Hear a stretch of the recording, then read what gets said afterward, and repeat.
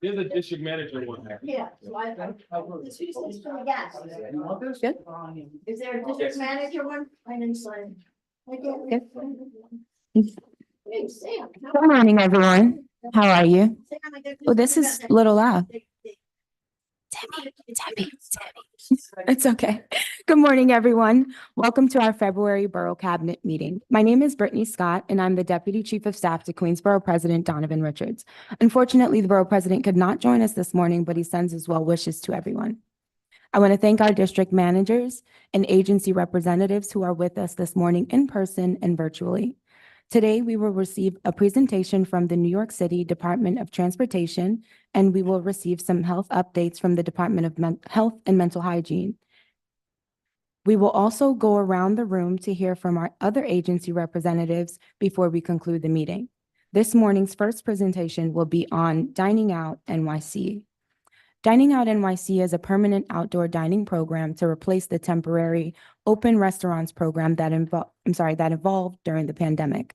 The rules for the new program will go into effect on March 3rd, and restaurants will be able to apply for year-round sidewalk cafe and seasonal roadway cafe licenses. Here to present on behalf of the department is Community Coordinator Tanner Barr. Tanner will explain the basics of the program and the role that community boards will play in the review process for outdoor dining applications. Welcome, Tanner. The floor is yours. Thank you. Good morning, everybody. I feel a little famous holding a microphone this morning. So I am Tanner Barr. I am one of several people on the core staff that make up Dining Out NYC over at DOT. And this morning we are going to kind of cover the high notes of the new permanent program as we prepare for launch next week. Okay. So that is going today for today's presentation include just a quick overview of the program, and then we're going to go through three big processes: the application process, our review process, and our enforcement process. Okay. And then if we have time, a couple of questions at the end. So during the beginning of the COVID-19 pandemic, as I'm sure many of you are aware, the mayor signed an emergency order that allowed restaurants to expand their footprint into the public sphere. And so this was a really good opportunity, not only for restaurants to be able to stay in business, but for New Yorkers to reimagine how their streets can look. Of course, during that trial run, we had a lot of challenges. And so we are very excited to be able to launch a program that took note of each of these challenges and really incorporated it into how we want to implement the permanent program going forward. So this is just a quick timeline of where we started and how far we have to go. You can see here, March 2020 is when the pandemic started. Since then, we've had over 10,000 restaurants participate in the temporary program. Over the past winter, we have been able to finalize the rules and legislation that guide the program. Those rules and legislation are available on our website. And then now, again, I can't believe March is next week. And that is when our application portal launches and our program officially starts. So the program is guided by these three main goals here. So the first one being expanding outdoor dining from our pre-pandemic levels with the new program. We're allowing sidewalk cafes to operate year-round, limiting our roadway cafes to the summer months. Also cultivating an equitable entry into the program. All of our fees will be lowered for restaurants from the previous program. We'll have an online application portal, a dedicated plan review staff, and then lastly, upholding a standardized implementation. We will be working with HYCWA day after day to make sure all of the new cafe setups in the permanent program follow the same rules, the same guidelines, and the same design principles. So we're really excited about this new program. So really quick, just covering the basics. Dining Out NYC includes two major typologies I'm sure you guys are very familiar with: roadway cafes and sidewalk cafes. Again, like I mentioned, roadway cafes under the new permanent program will only be able to operate from April to November, and then sidewalk cafes will now be allowed to operate year-round. One point I want to highlight is that our program only regulates outdoor setups that are in the public sphere. So that includes roadways and sidewalks. We get a lot of confusion sometimes with cafe setups that are built in private parking lots, strip malls, or in the backyards of restaurants. Those are not a part of this program because they're on private property. Okay. I also want to highlight too that this new permanent program has a dedicated review team at DOT. We're all planners and we will all be assigned boroughs in the coming weeks. So restaurant owners have a very specific point of contact and you all have a very specific point of contact.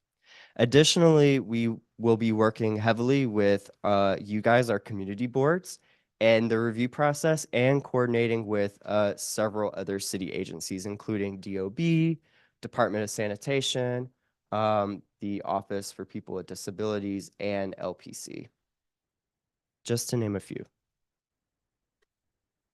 Another exciting component of the program is the Dining Out NYC Marketplace. This is an online platform that will connect restaurant owners with industry providers. And so that includes folks in the industry that design these setups, folks in the industry that construct and build and store these setups. This is something we're very excited to offer to restaurant owners. We had a lot of restaurant owners express some hardship in navigating this space. So we are offering this platform really just to connect those two worlds. So now that we got the basics out of the way, we'll kind of go into how the application process works. First and foremost, everything will be online. We are offering paper applications for those who feel more comfortable doing so. But we are very, very excited to have the online application portal. One, because applicants will be able to first track the status of their application. They'll be able to upload the portal in multiple languages in case English is not their first language. And they will be able to see and communicate with us through the portal as well. So the portal is really a transparent way for restaurants to see where they are in the process. Additionally, our community boards will also be given access to this application portal. We will have training for you guys in the coming weeks to help you guys learn how to navigate the application portal. Community boards will primarily use the portal to review any site plans if they wish. Site plans will be uploaded to the application portal as well as all of the required documents. And so this is a list of the required documents. Most of these documents are standard documents when opening a business in the city or state of New York. We are adding a couple of extra documents just to ensure the feasibility of these cafe setups, including a pest control certification form, a site plan, and making sure that they have the proper insurance to operate in our streets. So we are making most of these documents available on our website. And if they're not available on our website, there's a link to where they are located. Additionally, there will be a set of fees associated with participating in this program. As I mentioned earlier, all of our fees have been lowered from the former program over at DCWP. We have three main categories of fees. So the first one is our license fee. That's the initial one-time fee. That's good for the length of the license. Then we have our revocable consent fee, which is almost on a sort of sliding scale. And that scale is determined by where the restaurant is located and the size of the proposed cafe setup. And then lastly, we are asking restaurants to pay a security deposit. This is one time and refundable at the end of the license term. That security deposit is in place just to ensure that DOT has a means of removing the cafe setup if the restaurant goes out of business or some other hardship occurs. Lastly, we also are listing a public notice fee. Depending on how contentious a setup might be, they may have to undergo a public hearing process. So this is more information on our revocable consent fee. Again, it's based on sort of a sliding scale. So depending on where the restaurant is located in the city, the fee will differ. Most of Queens is in tier 1 or tier 2, which is our two most highly subsidized tiers. This map is available on our website, so restaurants will be able to type in their address and get a good idea of exactly how much their fees will cost before they even apply to the program.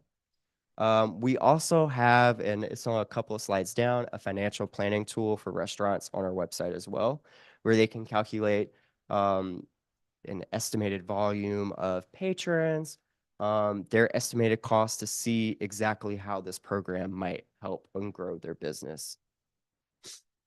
The next thing that I'm sure you guys have several questions about is the transition from the temporary program to the permanent program. So all current participants in the temporary program will have to either apply for the permanent program or remove their existing setups by the end of this year. We are allowing a grace period, so to speak, for our temporary program participants. This grace period ends on August 3rd. So it's really important for restaurants who are currently in the program to go ahead and get their application in before August 3rd. That way, DOT can work with them on bringing their current setup into compliance. We are all about trying to bring everybody into compliance. You can see this setup here is not in compliance. So the restaurant would submit this and we would tell them, hey, you need to remove this, you need to remove this, so on and so forth. We'll give them a month to do so. And then from that point, we'll check back in with their progress. Again, if that hasn't happened or if they have not applied for the program, they will have to remove their setup by the end of this year. So the review process. The review process is a little complicated for DOT staff, but for our community boards, it's pretty straightforward. Most of what you guys need to know is right here in step 1 of the process. DOT will get all the documents, all the site plans, all the insurance information together, verify it, make sure it's accurate, feasible, so on and so forth. Once we deem that everything is accurate, feasible, ready to go, then we will forward that site plan to you all. And so depending on the setup, you'll have X amount of days. For sidewalk setups, you'll have 40 days to review. And for roadway setups, you'll have 30 days to review. Yeah. So for roadway setups, community boards will have 30 days. And for sidewalk setups, community boards will have 40 days. Yes.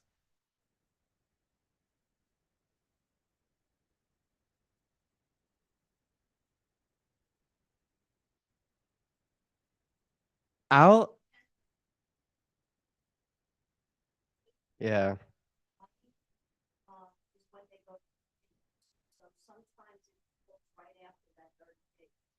Yeah, no, so when we have done this for Brooklyn and Bronx, that same concern has come up. Unfortunately, these dates are locked into the legislation. But the higher ups are aware of that sort of discrepancy. So I believe they're working on some kind of plan. Yeah. No, absolutely, absolutely.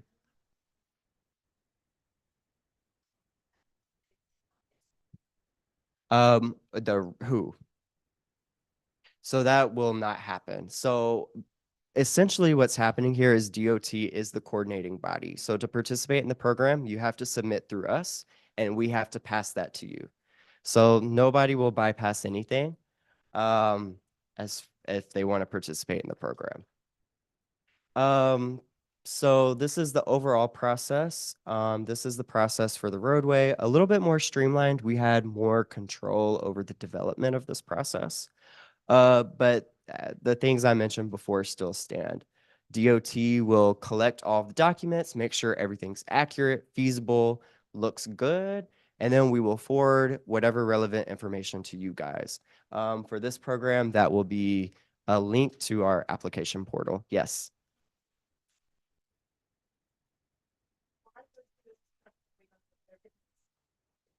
let us know that someone has taken out. Even if it's not completed yet, if we have access to who has applied, then we can prepare ourselves to have meetings at some point. Even though some people have to tell us, well, go ahead, they're giving us all the documents. But if we had access to the application or to know that applications are with DOT, then I think, oh, I'm sorry. I think they would be beneficial to everyone. That Yeah. way, if you're not able to give us the 60 days, we can at least anticipate that this is going to happen. Have a little bit of a head start. No, that's a really good point. So community boards will have a login to the application portal. We have not necessarily created a plan for the point you just made. However, community boards are able to log into this portal at any time to see what restaurants have began the application process. We may be able to work out a system where we can notify you guys. The biggest thing here, though, is that we don't want to waste anybody's time. If I can speak frankly, we're expecting a huge learning curve with getting restaurants kind of adjusted to the new program rules. There are lots of design requirements and a lot of safety requirements. So we want to make sure everything's checked out before we, use you guys' time. So again, this is just a quick summary of exactly you all's review process. Sidewalks, right now it's set for 40 days, roadways set for 30 days. We also have listed here some triggers for additional reviews. This is just public hearing. So if there's any discrepancy or any really steep community backlash, DOT will host an additional public hearing on our end, just to have an additional, some additional insight before we make a determination on the application. So lastly, we'll get into exactly what we're looking at when we do get these applications. We're looking at 4 major categories: our siding requirements, our clearance requirements, material requirements, and ensuring that the cafe setups will not conflict with any upcoming roadwork or street improvement projects. These are also 4 areas that we will lean on community boards for. Again, in the coming weeks, we'll have additional training to get community boards acclimated to some of these requirements. But I think the biggest thing we want to echo today is that DOT will be looking at all of these during that phase of the application process where we're making sure things are feasible. And we will really be relying on our community boards to just kind of double check and make sure, hey, a new micromobility station wasn't installed here last week, or hey, this intersection has drainage issues. A lot of those contextual elements are important, and we can't necessarily glean from our office. So this is just kind of a quick snapshot of, again, those clearances and siding requirements that we are going to be mindful of during the process. This is all available online and it's all interactive. So you guys, restaurant owners, the general public will be able to click on each of these items and get exactly what the clearance requirements are, the siding requirements, and any other additional information. So this just highlights kind of the main stuff we're looking at. It's pretty much just your general street infrastructure, from drainage to crosswalks to subway entrances and other street furniture. Again, this is all available online in an interactive setup guide. We're really excited to have this launched. It puts everything into layman terms and really is a good information for restaurant owners. So we have the link here. This is more helpful when we're all on Zoom. Of course, this is available on our website. Just Google Dining Out NYC. On that same page with the setup guides, we also have other resources, including the financial planning tool I mentioned earlier, along with the rules and regulations that help guide the program. Again, this is a snapshot of our setup guide. We even have these fun little questions to get restaurants to start thinking about certain things. And all of this, again, you can click on, where you can learn about your clear path requirements, your setup area requirements, so on and so forth. Lastly, we'll go over the enforcement process really quick. I know this is also important for you guys. So All setups will undergo an initial inspection after installation. And so this inspection process will just ensure that the restaurant owners installed the setup properly and that everything they put on the site plan, they were able to build out in real life, so to speak. We are all about getting restaurant owners into compliance. So if there is an issue, the first issue, we will just send a corrective action request. This will allow restaurants 30 days to fix whatever needs to be fixed. Again, we expect a pretty steep learning curve with this, getting folks acclimated. That's why we have a dedicated staff at DOT for folks to coordinate with if needed. Anything after that initial corrective action request will result in a summons or other penalty. And that is just because many of our citing requirements do deal with safety issues. And so safety is a concern for us. Lastly, these are some common concerns we heard from the temporary program, and these are all issues that either DOT will be enforcing or DOT will enforce with the help of other agencies at the city. So the big ones I know for you guys are abandonment issues, noise issues, cleanliness issues, and lighting. All of these things will be touched on, whether it's HIQA or our others partnering with our other city agencies. So that is it from me. I know that was a lot of information. If you guys want to scan this QR code to stay in touch, we'll be sending out more detailed stuff for the folks who sign up there. If you don't want your inbox, it's not going to be flooded, but I'm funny about that too. You can always just write down our email and reach out to us. Either way works. I'm not sure if we have time for questions. Okay. Okay. I got you, Brittany. All right, so we'll start off with Florence. After that, just raise your hand and I'll come around and Hi, give you a thank mic. you. It was a very comprehensive presentation. Rather than interrupting, I took notes. So my district is Astoria, Long Island City. We have the most outside of Manhattan. I actually helped design the first map that was done with Department of Consumer Affairs on the outdoor cafes. The city of New York has not had a budget for 25 to 30 years for curbs. I find it sad that you have lowered the fees. We say that the city needs money, and here we are providing a privilege for public realm, and we lower the fees. That money could be taken, and we could have the sidewalks that are broken by our city trees fixed, and we could have the curbs redone. I think that should be reevaluated. The portal, I want to be assured that Greek is one of the languages on the portal. Okay. 3/4 of the restaurant owners here in New York are Greek, Okay. and we get left behind all the time. Public hearing process, Debbie said it to you, we have hiatus during the summer. And I'm having this with cannabis and they're listening to us because cannabis is also 30 days. It absolutely, positively does not work. There's no way the 30, because from one community board meeting to a committee meeting to, because you always go to committee before you go to board, it doesn't work. That has to be readjusted. Do we have to go to our council people to talk about that? To talk about change? Change, yeah. Let's see. Yeah, no, I think that's what would have to happen. And again, a lot of this is because things were set in legislation. So if it's legislation, it's council, right? Yes. Correct. All right. And then that's not a problem. And then development and saturation, are you going to look, for example, I have Ditmars, I have 30th Avenue, I have Broadway, I have 23rd. I'm leaving something out, I know I am. But door to door to door to door to door to door to door to door to door, street to street to street, are you going to look at oversaturation? Yes, absolutely. So I'll go back and try to get the questions I remembered you initially raised. So the application portal will be available in the top 10 languages. I believe Greek is in that category. Don't hold me to that, Yeah, though. but make sure it is. I'll double check. There are the- more Greeks in Astoria than there are in Athens, Greece. Yeah, no, absolutely. So we'll make sure of that. Now to go back to And all my cousins have restaurants in Manhattan. Okay. All right. I'm not done.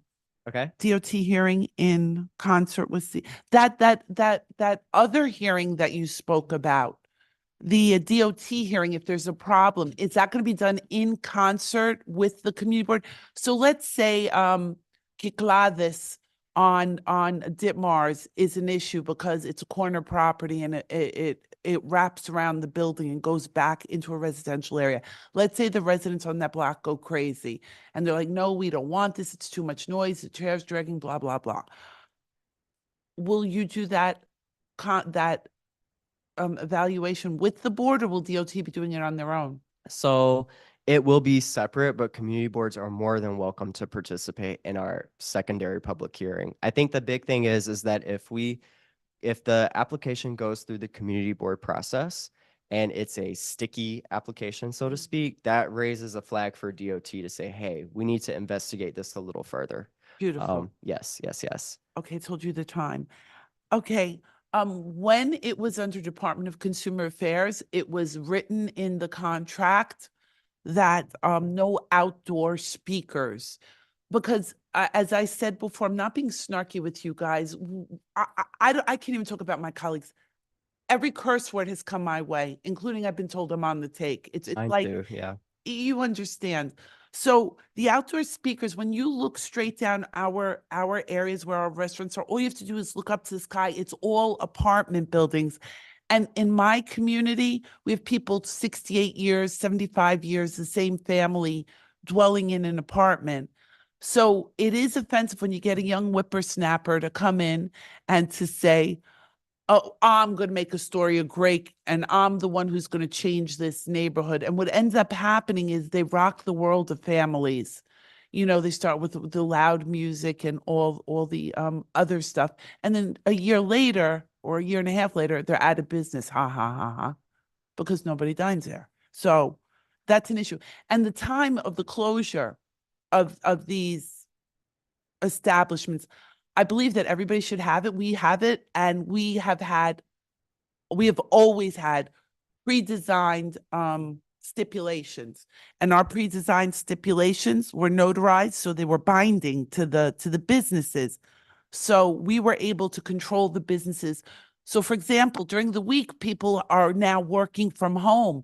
Children have school from home. You have students who are studying for medical school, the bar, people who are studying for construction industry, OSHA. You can't have these cafes working till 11 o'clock at night. Last service, 10 o'clock, closed by at least 10:30, Monday through Friday. And then on the weekends, if you want to leave it till 11:30, last service, and close by midnight. But you have to have last service, because trust me, I'm Greek. It ain't gonna work. We have Greek time. You say 12 o'clock, we close at 2 o'clock. No, understood.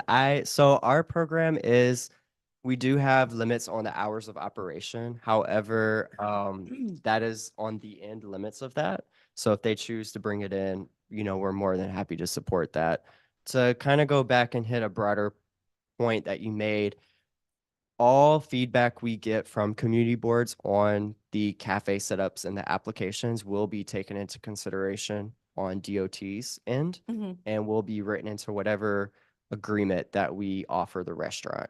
I can't promise everything will make it, but the whole point of involving you guys is to get that Again, are you feedback. saying if we give stipulations when we do the review, you'll incorporate it? I can't say we'll incorporate Oh, I'm everything. talking to Nicole.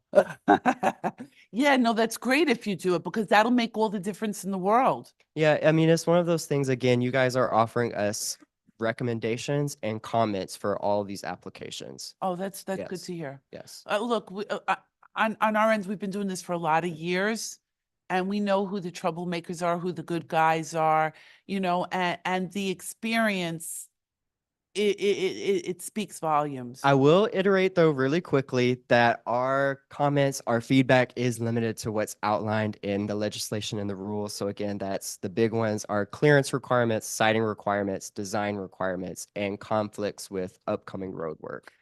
Just let's say it out loud. All of the enclosed sidewalk cafes are grandfathered in, and there will be no more enclosed sidewalk cafes, correct? So that one is that's interesting because that came up earlier this week. We have a terms of lot in the Astoria. grandfathered, yes.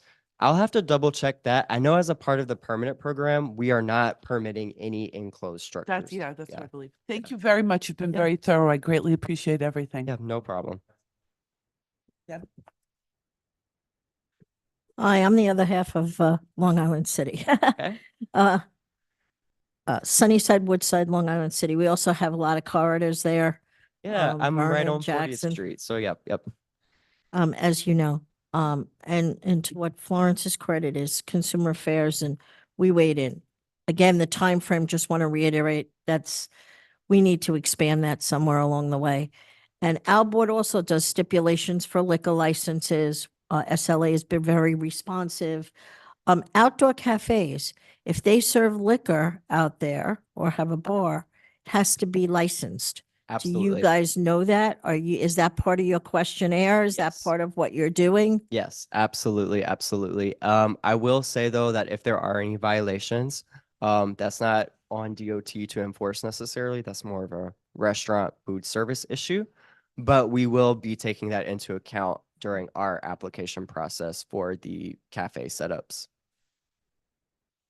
Okay, also, we also, make sure, do you, look at parking spots? How many are being taken away by the cafe, outdoor cafes? Yes. And again, if it's a corridor like Roosevelt Avenue, and I'm gonna use that as just an example, so I don't want anybody, the phone calls to be rolling in tomorrow. It's a restaurant, parking, one lane east, one lane west, and then parking and the store. So if you put a outdoor cafe on Roosevelt Avenue in the roadway, what happens with the cars going in each direction and the double parking? That becomes a major enforcement issue. Right. How are we addressing those issues? Sure. So I can say on the design side of things, we are limiting setups in the permanent program to either be limited to the frontage of the restaurant or 40 feet, whatever the restaurant hits first. None of that. I believe 40 feet is like 1.5, 2 parallel spots. We also are requiring clearances between setups as well. That way there's plenty of clearance for cars to back in and back out, plenty of clearance for emergency purposes, like, God forbid there's a fire and somebody needed to get through. So we are taking those things into account. And one of the big parts of the community board review is to also let us know, hey, this is a neighborhood where we have a lot of people who drive, who park their cars, et cetera, et cetera. Can you please review this and make sure that there's not a huge detriment to that sphere? What if someone applies for an outdoor cafe, Mhm. and then ends up using it as a storage shed, which we've had a few of those? We will not. So that's something we will not be allowing. And that's in the rules and legislation. If that is an issue, you can always call us. But again, HICWA will be doing regular inspections anyway. So they'll be caught sooner or later if they are doing that, and they'll be issued the penalty accordingly. So one more, just to add to that, piggyback what you just said. So the enforcement leg of now is coming out of DOT and the HICWA division. I want to just be clear of, if we have an enforcement issue and we let our liaison and whatever know, it comes out of the HICWA part of it. Who is doing the enforcement? Is PD, you? Most of it is going to be HICWA. I will put an asterisk on that, though, that any complaints should be sent to the Dining Out NYC email so we can appropriately address who it needs to go to. And I say that because some instances might need to go to NYPD. It might need to go to Department of Buildings. But for most things, HICWA will be able to address the issues. Okay.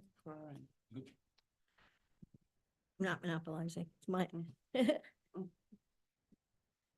At a district service cabinet, I was told that if one particular structure hasn't been used, that once we have the new program, they would be removed. But then now I hear that they're going to be given time to apply until August. My question is, when are they going to remove these structures that are just there and not really being used? If you're giving everyone time until August to remove it, which means that that structure that hasn't been used in months and it's very dirty and it's just there, it's just going to remain until August. Yeah, unfortunately, because again, we want to make sure all of our restaurant owners are able to participate in the permanent program. So that window is until August 3rd. I will say that I believe a top priority for us once we hit that date is our abandons first. Because again, those are the eyesores and those are the ones that usually have the long-standing issues, right?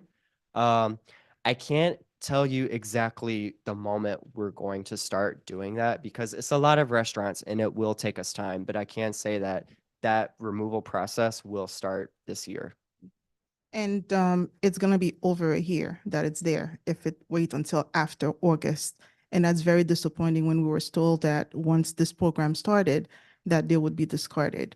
But a second thing, where are you going to have those public hearings for DOT? Sure. So right now we're still trying to figure that out, but it'll more than likely be a hybrid public hearing. So we'll have a Zoom or WebEx link and then in person at our DOT office on 55 Water Street.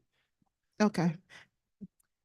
No, Yeah, you're well, that fine. was the point that I wanted to make because Yeah. when we have public hearings, it's usually in the area where something is happening so that Exactly. people can easily access it. Right. And I understand you're doing hybrid, that is helpful, but I don't think it's the best thing. And we have 5 boroughs and everything is to stop being all Manhattan centric. We are as important as the borough of Manhattan.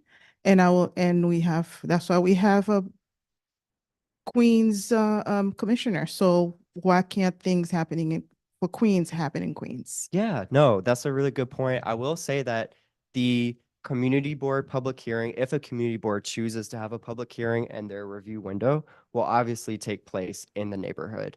The secondary DOT public hearing, one of the reasons why we can't necessarily commit to an exact location is because some restaurants might not have to do the second public hearing.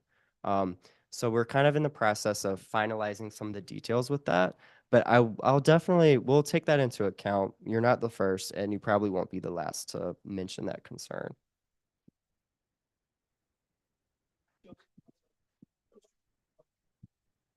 Hi, Joe Marziliano. I'm the district manager of Community Board 11, so Bayside and Little Neck, Douglaston, Auburndale. We have a significant nightlife corridor in Bell Boulevard along the business improvement district. And something that concerns me was brought up earlier, but I'm not too clear on it is exactly what DOT is looking at in terms of saturation. Can you expound on that a little bit in Yeah. terms of what that'll be? Sure, sure. So I think one of the biggest things for saturation, especially that we will be guided by, is the fact that these restaurants have to maintain clearances around their setup. So those have to be met. They also are limited to the frontage of their restaurant. I think for any additional saturation issues, that's where we're going to lean on the community board because every community is different. And so where you have a lot of people who parallel park in Sunnyside, you might not have that elsewhere in the city. So it's hard for us to set in stone specific standards when they might not be applicable for everybody. So we'll really be relying on the community board to let us know, hey, this is getting to be too much. Okay. And my other question was whether or not DOT is fully staffed up to be able to handle, this is going to be a flood of applications. Absolutely, absolutely. No, I'm glad you asked that question. We are a dedicated core staff. We've got a whole billing team, a plan review team, an outreach team, and additional folks on HIQA. So we're pretty Okay. confident we'll be able to get through these applications. Okay, thank you. Yeah. Listen, I'm ready. I'm ready for it. All right. Were there any other questions? Yes, I'm Gary Giordano. I'm the district manager of Ward 5 in Queens. We have Ridgewood, Maspeth, Middle Village, and Glendale. Probably not nearly as many outdoor cafes as Board 1 or Board 2, or maybe even Bell Boulevard and Board 11. But I have some general questions. Sure. So first, or statements. First, the 40 days and the 30 days for review. District managers have brought that up. I don't know how we can possibly accomplish that as a board unless the timing is really, really, really good. Now, what some of us can do, I certainly would do it, is if we knew of a problem with regard to a certain location as a restaurant or a bar that was already a problem, and we all have our share of them, then we need to reach out to you all right away and let you know this place is a problem, generally speaking, and now they want more privileges, so to speak, right? A liquor license, as Vincent Bradley, who was the SLA commissioner, once said, should be a privilege, not a right. And just like this is a privilege, not a right. They're taking over a portion of the street of the city of New York, whether that be the sidewalk or the roadway. That's the first thing. So do you have enough staff? You've been through this before, right? DOT with sidewalk cafes and roadway cafes. So hopefully you have enough staff to pay attention to all this and enough inspectors, because a lot of agencies throughout the city of New York are short on staff. In some agencies, it's more than 20%. Right. So you're going to have enough inspectors to go out there to pay attention to these places and shut them down if they're really a problem. The police precincts, for the most part, are already understaffed. I have difficulties getting our precinct to attend to difficult conditions as it is. So to expect more of the police department, as far as enforcement goes, is putting more of a burden on them, when in many precincts, they are running from one 911 call to another right now.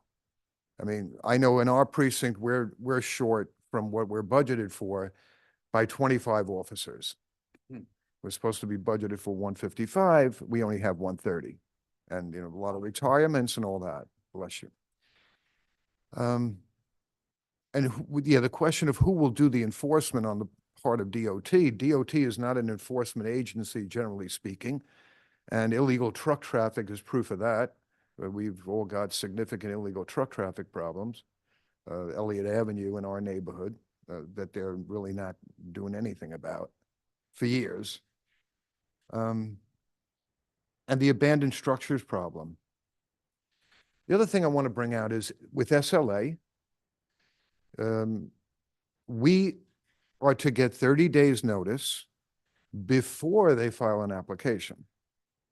Why can't that be done here, that we get a heads up ahead of time with who might already be a problem as a restaurant or a bar that would want this privilege outdoors? They should have to give 30-day notice to the municipality, that's locally the community board, that they intend to. So right away, and then they have their other 30 days to file their application. So that's what I pose to you. Thank you. Yeah. Yeah, we really need to. Yeah, and I'll take note of that. And I want to reiterate too again that we're public servants. So I've heard a lot about this dichotomy with, bad actors in the neighborhood, and totally understand that. And so with this program in particular, again, we are really looking at making sure the cafe setup is feasible. And so whether or not they conduct business accordingly, unfortunately, is outside of the purview of DOT. But again, that's why we are really going to great efforts to build relationships with sister agencies, so other arms of the city can be able to help out in those instances. Were there any other? Sure. No noise. Yeah, so we are not allowing any amplified sound. Yep. Okay. I don't think there are any more questions. Like I said, our email is diningoutynyc@dot.nyc.gov. Any questions, any concerns? I know we'll be reaching back out in the coming weeks to go into a little bit more detail on the review process and review process training. So keep an eye out for that. Thank you. Thank you. Thank you.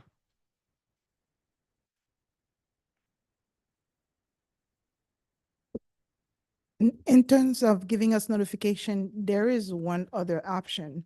The same way the SAPL sent us an email once an application goes in and it automatically comes to us. That could also be an option for DOT once the person puts in the Puts it in. application and it automatically sends us a notice. Yeah, so I can confirm. Another option. We are developing some kind of like automatic triggers, so to speak. So when something gets dropped, a notification will be sent to community boards, borough president, so on and so forth. We're still developing that, but that's a hope to have. Okay, I'm gonna stay and be available at the end for any additional questions, okay?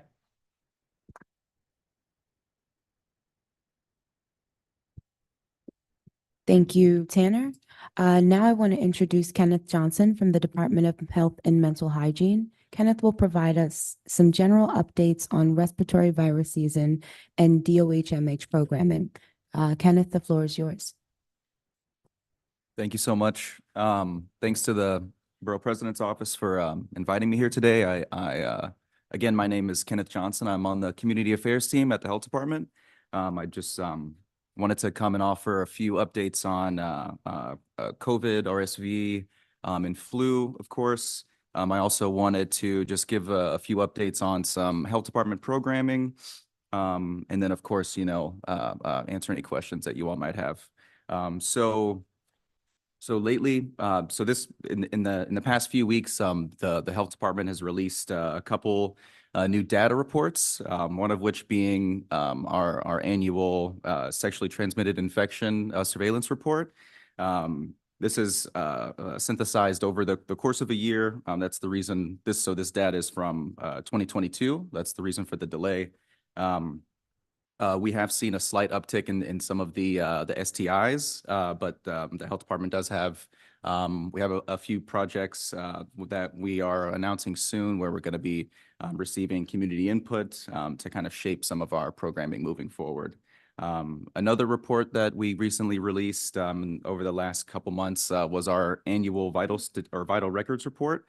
This is a compilation of some of the birth and death trends that we see in the city.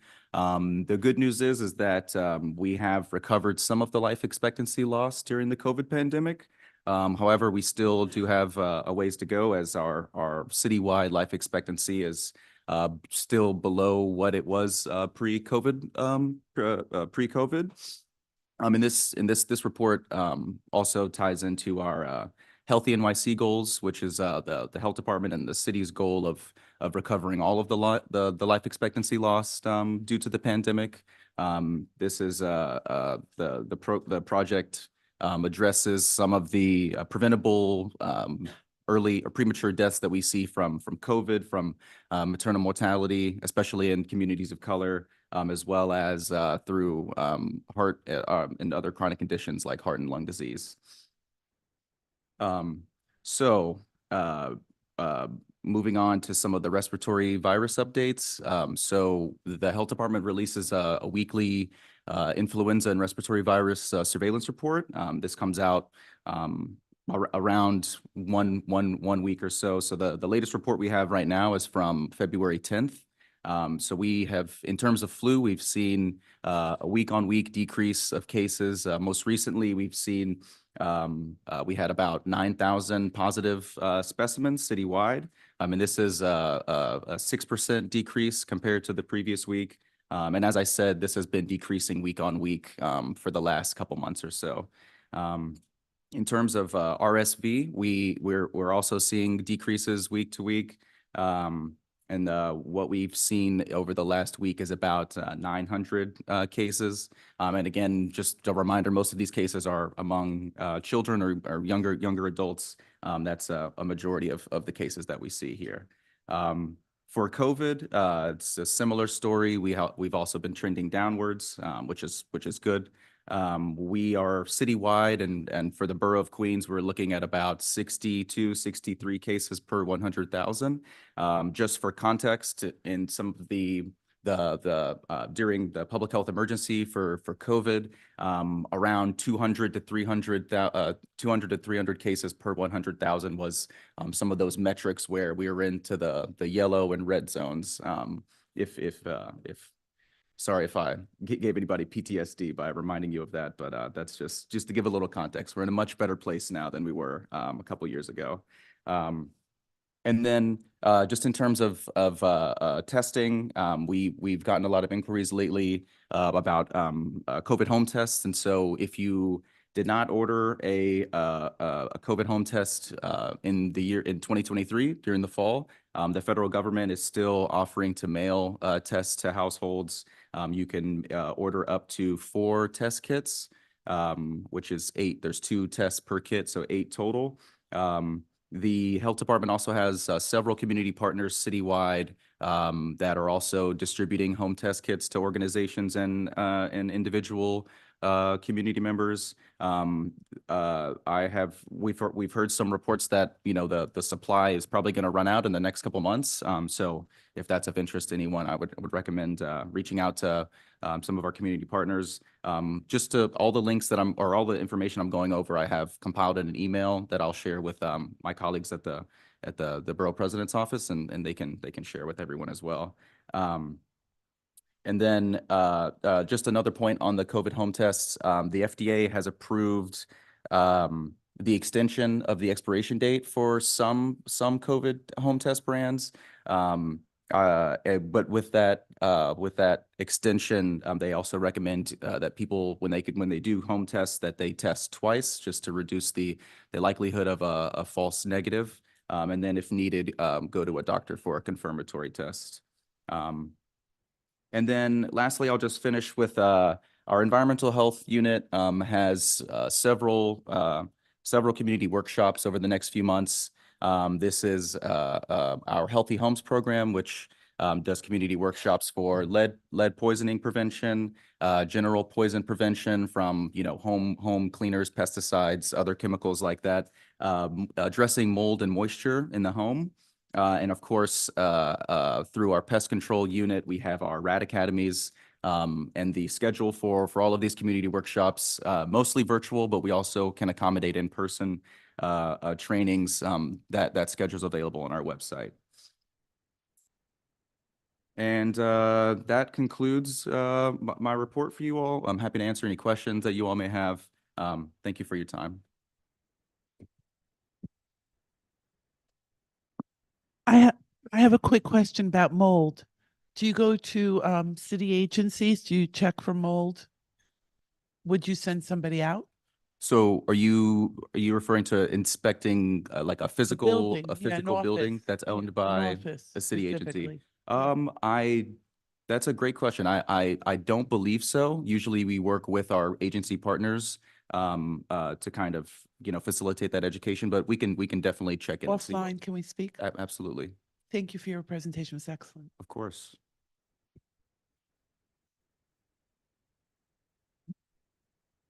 Yeah, thank you for being here. You were very thorough with the subject matter that you were talking about. But I'm concerned with mental health issues. And I'm concerned, even before that, with the asylum seekers and the migrants that have come to our city and throughout the country. What's being done to test them for the potential for diseases? And what's being done to vaccinate them or their children with regard to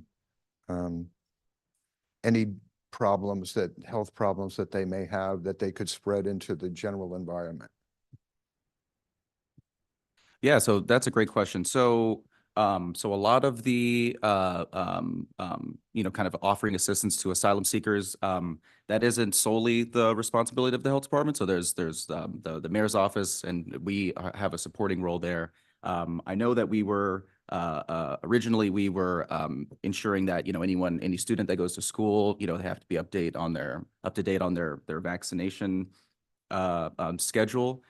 In terms of for adults or other groups of people, I would have to double check and see what kind of programs are in I'm place. concerned with tuberculosis and things like that. Tuberculosis specifically. Okay, yeah, that's Right. I'll have to double check. I mean, God bless those people, the ones that come here, legitimately really seeking asylum, and we've been overwhelmed as a nation. Right. Yeah.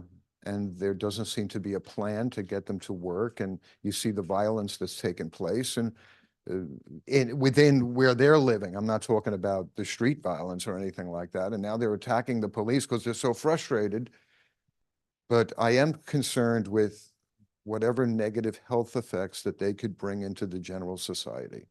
Yeah, no, I mean, and I thank you for your question. So this is a combined effort from the health department and also the mayor's office. And so the health department's not necessarily, we aren't the lead agency on addressing some of the asylum seekers and the related conditions. But sir, the mayor's office does not have the expertise that the health department has, Right, of course, or nowhere near it, right? They are not professional health people. Sure. But the response is coordinated from the Okay, mayor's office. another thing. I'm happy to get back to you later. I don't have an answer to offer you at the Spring moment. is coming, right? We're supposed to have an early spring. The warm weather is coming. And for a lot of neighborhoods throughout the city, in recent years, there've been a lot more rodent infestation. So other than rat academies, what's the city of New York and the health department doing to decrease the rodent population? And some of that has to take place in conjunction with the Department of Sanitation and getting people to containerize their refuse better. But it's a big problem. And I'm not sure that the health department has nearly the number of inspectors and exterminators that they need to deal with the problem. And as far as rat academies go, that's great. That's education. They're probably not very well attended. So I think that the health department needs to do a heck of a lot more in educating people without expecting them to go to a rat academy. Yeah, I mean, that's your point's So well if you taken. can bring that back, I don't expect you to know it. Sure. So what I can say now is, with the appointment of the rat czar, the health department and our pest control unit works really closely. We have a much closer relationship with City Hall now. And so oftentimes with some of these, more problematic properties, it takes more than what the health department's able to offer. And so, if you think of improper disposal of garbage or, other conditions that can attract rats but aren't directly enforced or addressed by the health department. And so we work with sanitation, we work with Department of Buildings at times to make sure that the areas and the problem issues can be addressed. But sometimes it takes a multi-agency approach. Yeah, So we really these problems have gotten a lot worse in the last few years as mhm. far as rodent infestation goes. Right. Yeah, and so part of that is going to be addressed by the containerization of a lot of garbage. And that's from DSNY, and then of course, for some more intense cases, the health department is able to address the problems and perform extermination work and bait the properties, and then the property owner is then billed for those services. But of course, as you mentioned, we don't have necessarily the capacity to do that. I think they have to do a lot more education. If they can Sure, get right. any free time in doing this, in social media. I don't know how much people watch television news anymore, in the newspaper, wherever, to try to convince people to do the right thing and for them to have enough inspectors and exterminators to help reduce this growing population. Yeah, of course. And then mental health. Okay. So I'm starting to just watching the news. I'm pacing back and forth in my kitchen, watching all the negative news. And there's a big difference. So I'm worried about my own mental health, especially with what's going on in the world and some members of our illustrious Congress in Washington not even being able to pass a bill to help with aid to the Ukraine so that the Russian government can just waltz into the Ukraine. It's going to be a serious thing. And it's really bothering me. So I'm wondering about my own mental health, and I'm not just putting you on, brother, You know what I mean? I see. And we could, no, I know you got to get out of here. And let me just make one more comment as far as that goes, whether you like it or not. And we could have a president who is essentially, Vladdy is his daddy, and I'm worried about my mental health. And there's a big difference that we talk about between the availability of mental health services and the need. And we ask the health department that every year as our number one agenda item. And they really don't have good answers for us. And they are the Department of Health and Mental Hygiene, right? So this is a very serious item in our society, people needing mental health assistance, and try to get an appointment with a good psychiatrist. You may have to wait a month or 2 months or 3 months. So that's my segue, sir. Well, if I There you if I can ask a question, because I don't think you're going to be able to solve the problem in Russia and the Ukraine this morning. Father in my mental health, I could tell you that. Gary, I just quickly, I remember the last time, I'm old enough to remember the last time the city dumped $2 million into mental health services. That money wasn't spent directly in the health department. And it was essentially, and I don't mind saying it because it's a new administration, squandered. Fully remember, I came to your offices with a lot of t-shirts and umbrellas, but that was about it. So that being said, I guess my question is, as it pertains to the RAD academies that you brought up earlier, RAD academies used to be held in person. Are they virtual now, or are they in person again? So we have a hybrid schedule. So we're able to accommodate in-person RAD academies, with the assistance of co-sponsors, usually council members' offices, other community organizations, because the main barrier is getting a space to host these events. So my comment, suggestion / question all in one would be, when those used to be in person, the main benefit besides the education for people used to be the containerized giveaways. And now everyone has an organics pail if they live in a 1 to 3 family house.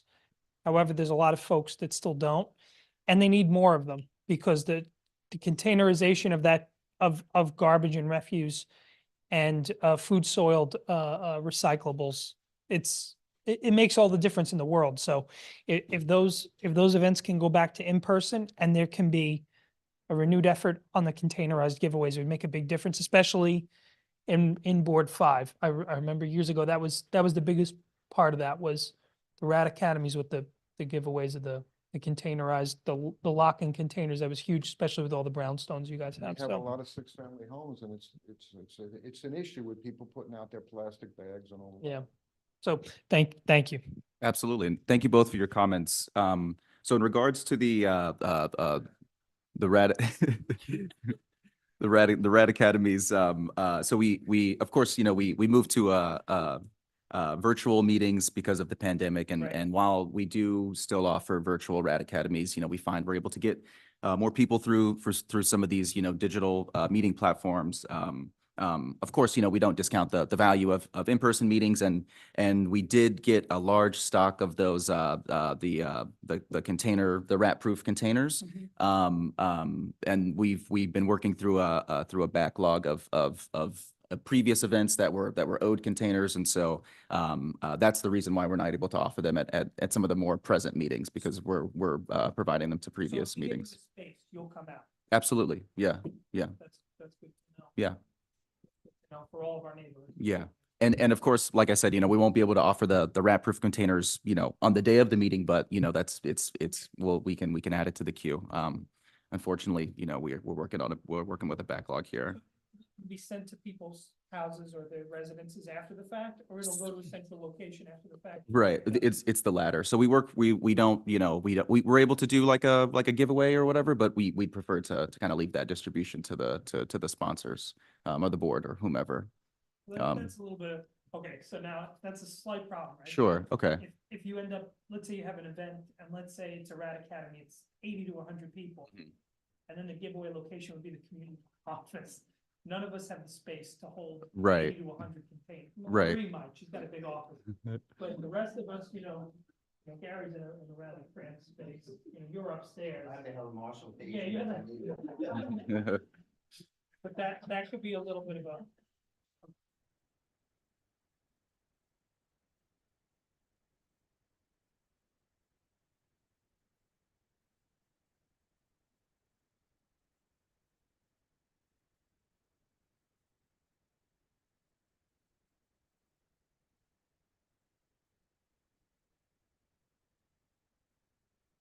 thank you. Yeah, so I mean, so yes, that's in short, yes, that's the goal. That's the goal. But of course, of course, distribution delivery, that's always, the logistical challenge that we have, right? So I just ask that you keep that in mind. And then on to mental health. Yes, I just wanted to briefly address that. I don't have an answer for your geopolitical conundrum, and so I apologize in advance for that. But the health department, we're committed to kind of expanding some of the mental health services, and the commissioner and the mayor recently filed a lawsuit against some of the social media companies to kind of create an avenue for more accountability, especially as it relates to the mental health of our teens and young children that are often exposed to inappropriate content of all types through the internet and social media. In terms of direct engagement and direct mental health services, 988 was recently launched a few months ago, and that's a way to, if you see someone in crisis, you're able to get someone or get an agency or agency partners to respond to them directly. But it's also for less intense situations where if you need to be linked to a psychiatrist or some mental health services, they're able to offer on the phone counseling and then also link you to an in-person provider as well. And of course, I'm happy to compile more information and share that with the group as well. Beginning when the rollout happened, it was on a lot. I do Facebook and Twitter Monday through Thursday. Okay, yeah. All the agencies, I think it's plain.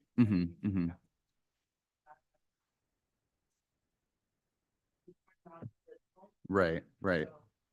Okay, no, that's good to know. That's helpful feedback. Got it. I work with the social media team every now and then. So yeah, it's good feedback for us. More on Zoom. Sure.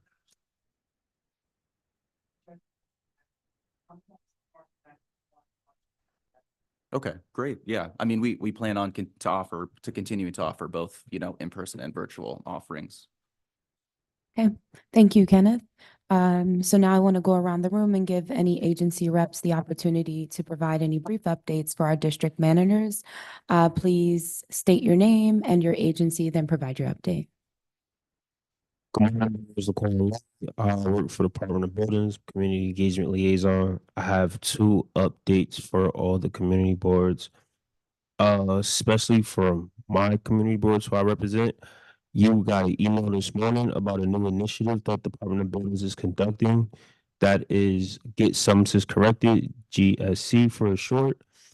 Yesterday we had a introduction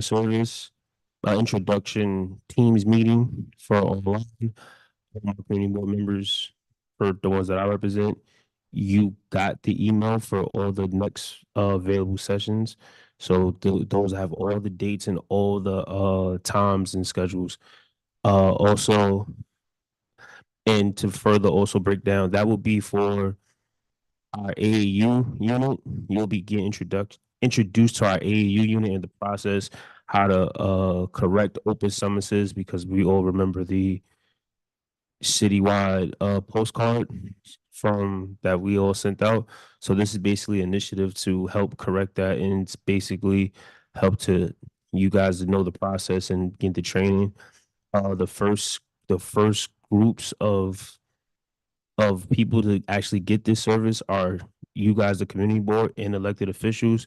The next for this outreach group will be chambers of commerces and bids and etc. Then we'll keep doing more, adding more and more groups into this outreach program.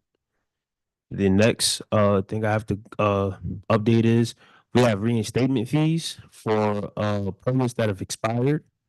So I know especially with my community boards, a lot of complaints come when some people have a permit and they're not worked on it for multiple months, maybe years, a year or 2. So we have actual fees, and we actually have a process now that if you do have a job that's quote unquote abandoned, what the fee would be. So if work is not commenced within a year of a permit and it expires, they would have to pay the full filing fee of the permit to during the day of reinstatement. If the work was suspended or abandoned for 1 year and the permit expired, but the work was partially complete, uh, you'll get a percentage of that filing fee.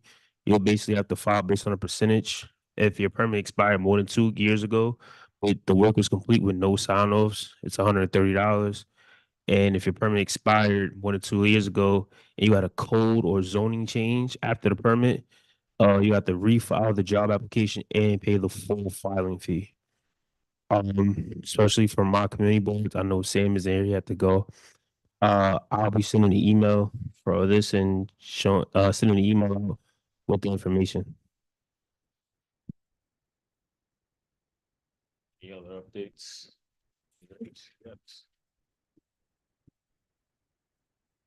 Good morning, everyone. Is it still morning? Oh, yes, it is. Okay. Hi, everyone. My name is Abeli Anochi. I'm from the New York City Commission on Human Rights. I am a community coordinator. I'm fairly new to the cabinet meetings, but I wanted to informally introduce myself. But I also wanted to provide some updates as well. So as many of you may or may not know, the New York City Commission on Human Rights were responsible for enforcing the New York City Human Rights Law. That was a mouthful. But basically, our work is to prohibit acts of discrimination in the community. That includes Queens as well, because I cover this borough.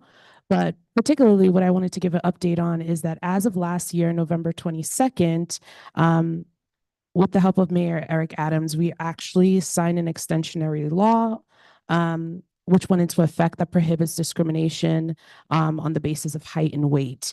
And so that also prohibits employers from discrimination on the basis of perceived weight or height of an individual, an employee, and job applicants as well. So this also includes employment decisions, housing opportunities, and access to public facilities and services. But that doesn't take away from the normal filing of a complaint. So an individual can file a complaint through us. They can call 311 or they can call us directly at our 212 number. I'm more than happy to share this information with Khalil, but I'll also be sharing my business card at the end of the meeting so you all can stay in communication with me. Thank you. Thank you, Abeli. We're good?